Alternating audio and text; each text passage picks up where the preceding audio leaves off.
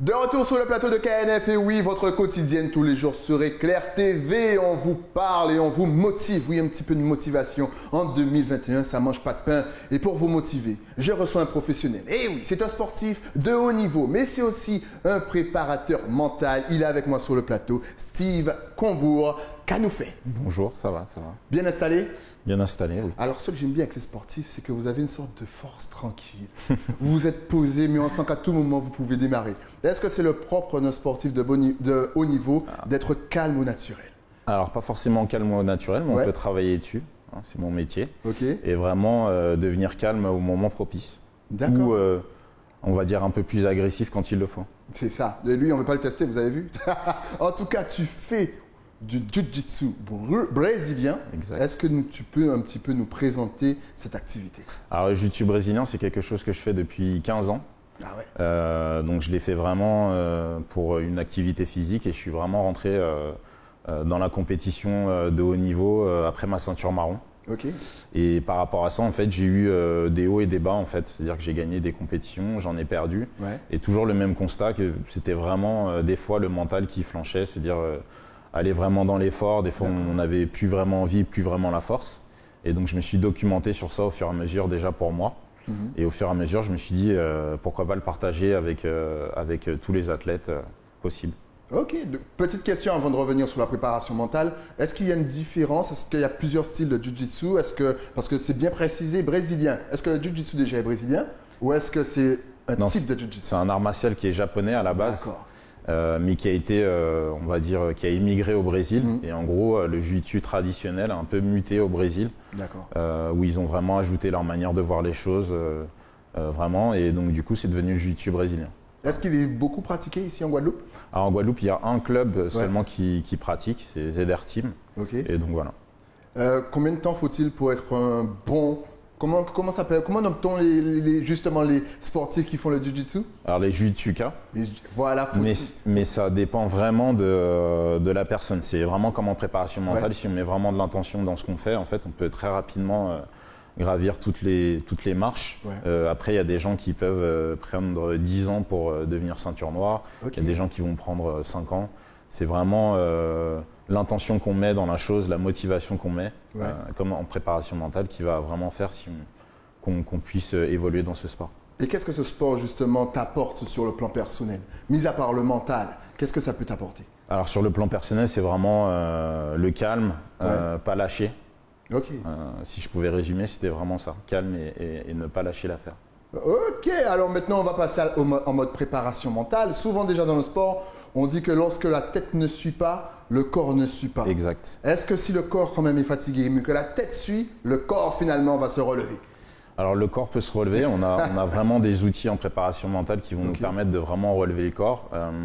Un outil que j'aime bien utiliser, moi, c'est l'ancrage. Donc c'est un outil qui est très fort, très puissant, où on va vraiment proposer à l'athlète, en touchant une partie de son corps, de se remémorer une émotion qui est très forte pour le booster ou le rendre très très calme, par exemple.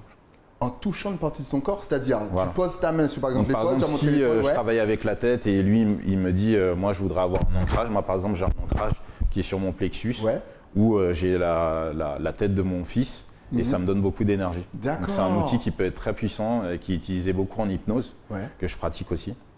Et donc c'est un outil qui peut être très fort. Il y a vraiment beaucoup d'outils pour la préparation mentale pour vraiment driver l'athlète pour vraiment accomplir des grosses performances. Alors, comment toi, tu aides justement les gens qui viennent te voir à se préparer mentalement et à devenir plus fort? Quelles sont les étapes? Alors, les étapes, en fait, ça va vraiment dépendre de l'athlète. Mais souvent, on va commencer par une détermination d'objectifs. Donc, déterminer un objectif, c'est vraiment, par exemple, on a des athlètes qui vont venir me voir et qui vont me dire « Moi, je veux devenir champion de France de telle ou telle discipline ». Donc on doit voir avec lui si cet objectif-là est correct, s'il ne doit pas avoir des micro-objectifs avant, par exemple faire des petites compétitions régionales, ainsi de suite. Et on travaille sur ça. Donc majoritairement, quand on débute une séance avec un athlète ou on débute un travail avec un athlète, on détermine ses objectifs, on essaie de voir avec lui si les objectifs sont vraiment corrects.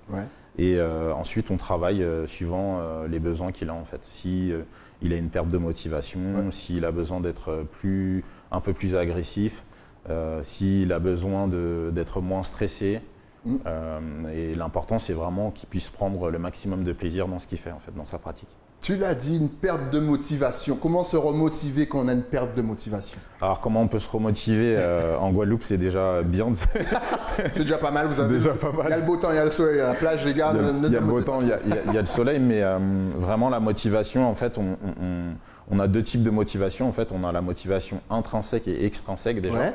Donc, c'est une motivation extrinsèque. En fait, c'est une motivation, par exemple, quand on débute en sport en étant petit. C'est notre père qui nous a amenés, ou notre mère en fait qui nous a amenés. Et en gros, on est motivé parce que c'est nos parents qui nous poussent en fait. Ouais. Donc c'est une motivation qui vient pas de nous. Par contre, la motivation intrinsèque en fait, c'est une motivation qui vient vraiment de nous. Okay. Si on décide par exemple de faire une compétition et c'est vraiment nous qui décidons de faire une compétition, c'est complètement différent que si on est poussé par quelqu'un d'autre en fait. Effectivement. Donc déjà, si on travaille sur cette motivation-là, ça permet déjà à l'athlète de vraiment se dépasser. Et de vraiment donner son maximum.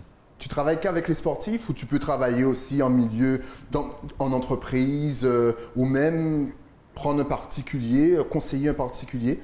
Alors moi je suis spécialisé dans les golfeurs déjà. Dans les golfeurs, ouais. Ok. Mais je travaille, voilà, je peux travailler en entreprise, je peux travailler avec des groupes de personnes, des équipes en entière ou un athlète bien défini. Ok. Et donc voilà. Est-ce que c'est un travail de tous les jours? Est-ce que c'est un travail quotidien que tu donnes des conseils que la personne doit justement réaliser chez elle, c'est-à-dire, je sais pas, motivation mentale, se regarder dans le miroir, se motiver? Est-ce qu'on peut laisser une journée de repos à la motivation? Bien sûr, le repos c'est super important dans une pratique sportive. Ouais. Donc ça fait partie aussi de la préparation mentale. Il faut se laisser du repos. Okay. Et c'est vraiment important de faire ça. Est-ce qu'on doit être exigeant aussi pour rester motivé et être compétiteur? Toujours. Souvent, les compétiteurs qui s'intéressent à la préparation mentale, on a des grands compétiteurs comme Teddy Riner qui va combattre aujourd'hui à Dubaï. C'est des compétiteurs qui utilisent vraiment la préparation mentale. Donc, on peut avoir Tiger Woods, les plus connus, Teddy Riner qui est suivi depuis très très longtemps par une préparatrice mentale. Donc, c'est vraiment vraiment important en fait. C'est vraiment à part entière. Souvent, les athlètes, en fait, quand ils sont à très très haut niveau, ils ont pratiquement la même technique, vraiment la même force physique. Ils travaillent vraiment beaucoup en salle pour tout ce qui est préparation physique. Et ce qui va vraiment faire la différence dans une compétition, c'est le mental, en fait. Et est-ce que des fois, il faut se mettre en compétition dans sa tête avec l'autre personne, même si l'autre personne n'est pas forcément en compétition avec nous? Je prends l'exemple, par exemple, du documentaire sur Michael Jordan, où des fois, il inventait même des clashs avec d'autres personnes pour se garder motivé. Est-ce que c'est une technique qui peut marcher? Est-ce que c'est le secret? Alors, ça peut être une technique. Lui, il a personnalisé sur le documentaire. C'est important de voir ça. Il a vraiment personnalisé en fait sa préparation mentale. Il a trouvé les outils. Il s'est débrouillé tout seul.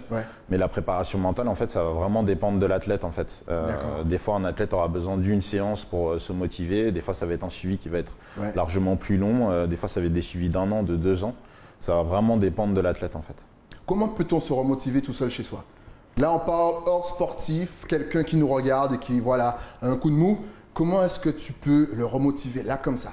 Alors, par exemple, on a souvent, moi, ce que j'aime bien faire, c'est parler on va dire, des bons aspects de sa pratique. C'est-à-dire que toute personne, même si on a souvent des athlètes qui viennent nous voir et qui nous disent « moi, je suis mauvais dans ça, je suis très mauvais », mais juste en le regardant par le biais des vidéos, on va dire « mais ça, c'est super bien, ça, tu le fais très bien ».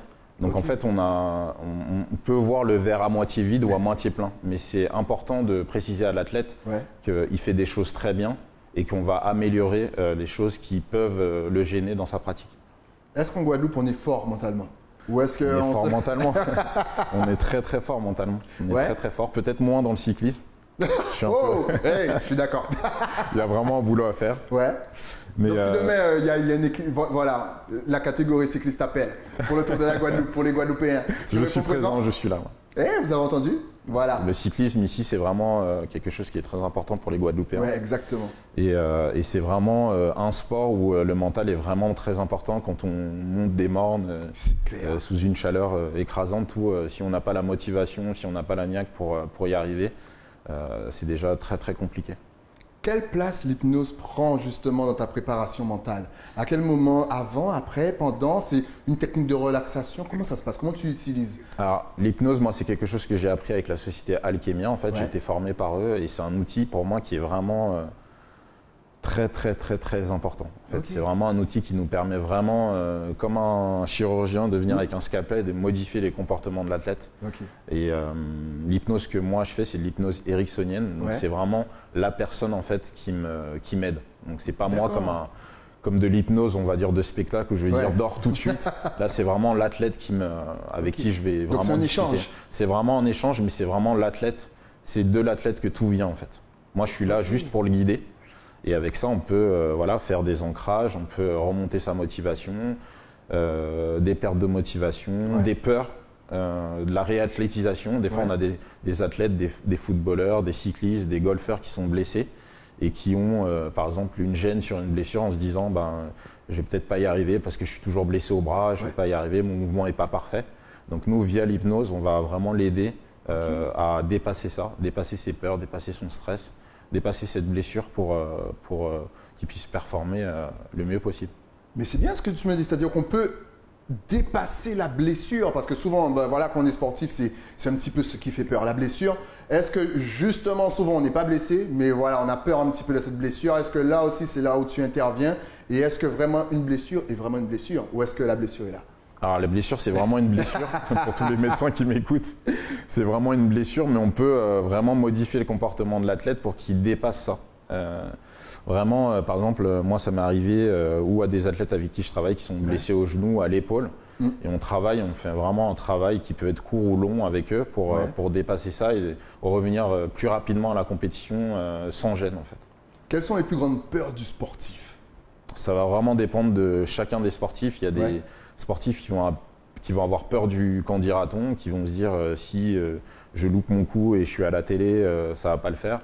Il y a des sportifs qui vont avoir peur de leurs parents en disant je vais revenir à la maison et peut-être que mes parents seront déçus. Il y a vraiment plein de cas différents en fait. Il n'y a pas de cas unique où le sportif a peur en fait. Ça va vraiment dépendre de lui, de son passé, de son cheminement dans sa pratique sportive. Est-ce que c'est développé et est-ce que ça se développe encore beaucoup justement ton activité de préparation mentale? Est-ce que ça se développe beaucoup ici en Guadeloupe? Alors pour la Guadeloupe, ça se développe pas du tout. Ah d'accord. On va dire, moi je pense que je suis un des seuls ici qui pratique vraiment la préparation mentale. Est-ce que c'est tabou? Est-ce que voilà, on se dit bon, mais on n'a pas besoin de ça, justement, nous c'est des boucs, nous faut. Est-ce que c'est tabou à ce niveau-là? Ça a très longtemps été considéré comme tabou. On a le cas de Teddy Riner dans son documentaire d'ailleurs qui parle de la préparation mentale. Et au tout début, quand il a vraiment commencé à aller voir une préparatrice mentale, il était un peu décrié par ses collègues en fait, où ils rigolaient, ils disaient mais c'est généralement des faibles qui vont faire ça, et on voit le résultat maintenant sur Teddy Riner où on va dire qu'il est faible maintenant. Voilà, il a un peu déjoué les pronostics. C'est une pratique qui est vraiment, on est vraiment dans l'ombre avec l'athlète, on travaille vraiment avec l'athlète. Si on se pose la question, il y a beaucoup d'athlètes de haut niveau et amateurs qui utilisent la préparation mentale. Mais comme je disais tout à l'heure, limite, le sportif te voit tous les jours. Ou sinon, il t'a au téléphone tous les jours. Ça dépend vraiment des besoins du sportif. C'est-à-dire que si lui, il a besoin de me voir une fois par jour, on va le faire. S'il a besoin de me voir une fois par semaine, une fois par mois, s'il a besoin d'un suivi complet pendant une compétition, on peut se déplacer avec lui et le suivre jusqu'au parcours, jusqu'au tatami, jusqu'au green. Voilà. Donc ça dépend vraiment des athlètes, en fait, des besoins qu'ils ont.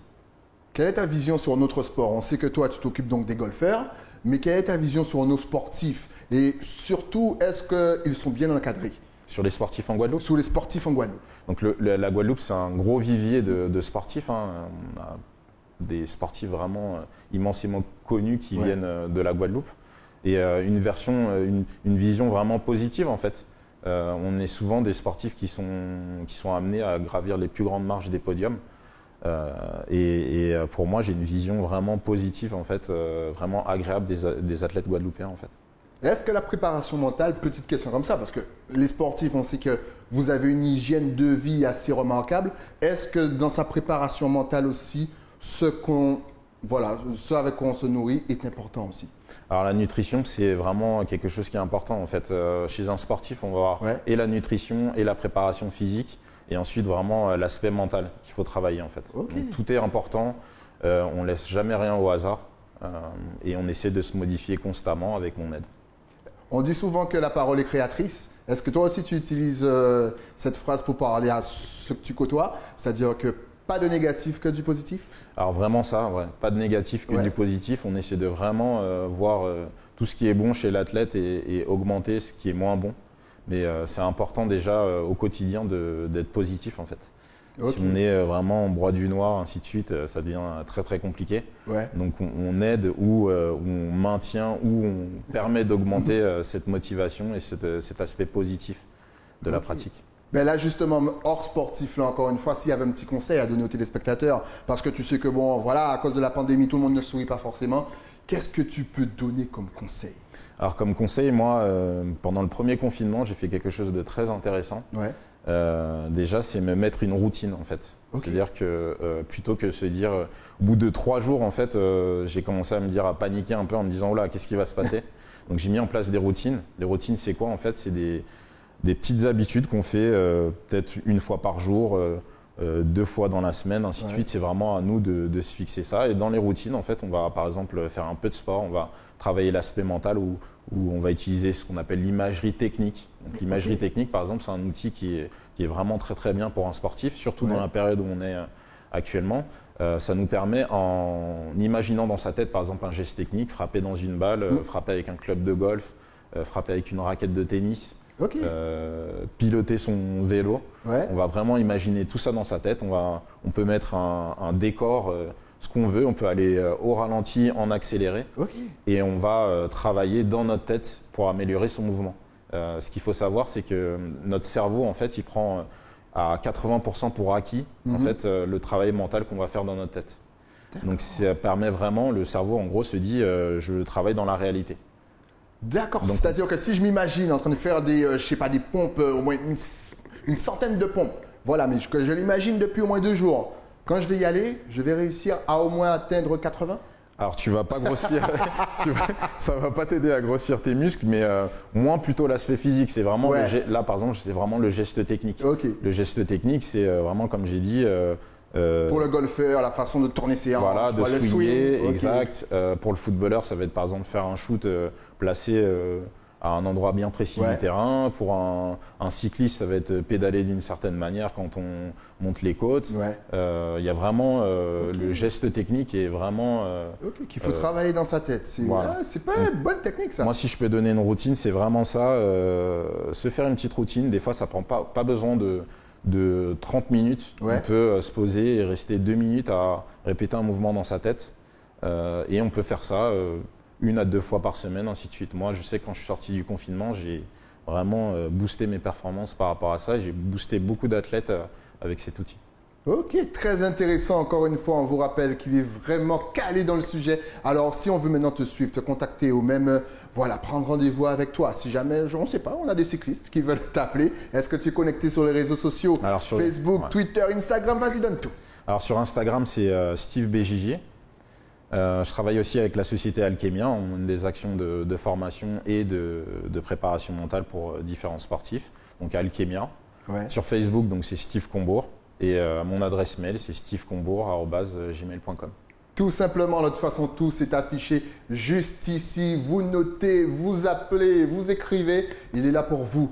En tout cas, merci d'être passé sur le plateau. Merci à toi. Moi, je vais utiliser tes techniques, surtout la préparation mentale. C'est important. Je vais avoir des bras comme lui.